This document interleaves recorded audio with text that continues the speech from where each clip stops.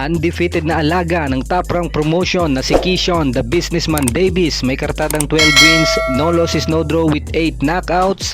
Ang boksingerong sinasabi sa kanyang sarili na magiging susunod na muka ng boxing ay isinasapinali na po ang bakbakan sa pagitan ni WBO lightweight champion Dennis Berinchyk. May kartadang 19 wins, no losses, no draw with 9 knockouts, at ito po ay nakatakdang ganapin sa February 14, 2025 sa Madison Square Garden. Si Dennis Berinchyk po mga kaibigan ay ang tumalo kay Emmanuel Navarrete nung umakyat po ito ng timbang sa lightweight division. Nang matanong nga po itong si Keyshawn Davis ng isang followers niya sa social media patungkol po sa pagkikipagtuos kay newly crowned IBF lightweight champion Richardson Hitchens, sinabi nitong, "You'll keep talking Hitchens, fuck Hitchens, I don't care about him. Bro already knows what it is when it comes to me. I'm 12-0 with 8 knockouts, about to fight for a world title fight against WBO 140-pound champion Dennis Berinchyk. I'm knocking people out, putting on insane performances, selling out arenas with 10,000 fans." Ipinagmamalaki nga po nito ang kanyang impresibong panalo sa huli nitong laban kontra sa overweight na si Gustavo Lemos, at nakapagbenta ito ng mahigit 10,000 tickets. Subalit kung magtatapat daw po itong si Davis at Richardson Hitchens, ay mahirapan daw po itong si Davis dahil sa boxing skills ni Hitchens,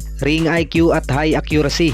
Kaya naman mas pinili nila ang daan tungo sa pakikipagtuos kay WBO lightweight champion Dennis Berinchyk. Dagdag pa ni Keyshawn Davis na isa siya sa mga elite fighter sa kanyang dibisyon nang matanong po ito ni Mark Kregel ng ESPN. Wika ni Davis, "I prove that I'm with the elites. I'm not just fighter out here making noise. I'm with the elites." Para po masabing isa siya sa mga elite fighter sa kanyang dibisyon, kinakailangan niya munang talunin si Dennis Berinchyk na isang technical fighter. Kaya ito ang isa sa matinding laban na dapat abangan. Samantala, natanong po ito patungkol sa planong pakikipagtuos kay Gervonta Tank Davis. Sinabi nitong, "I feel like this guy does actually want to fight me. I feel like 2025 will be the year that you will see Davis versus Davis. Just keep following us. Just keep following our careers. My next fight is a big fight for my first world title."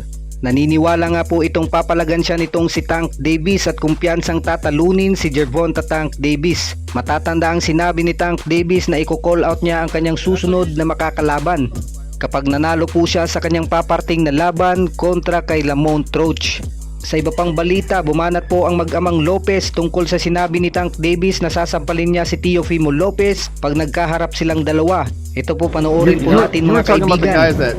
He's so stupid because he's announcing that he's going to confront us and slap my son. I want to see that happen.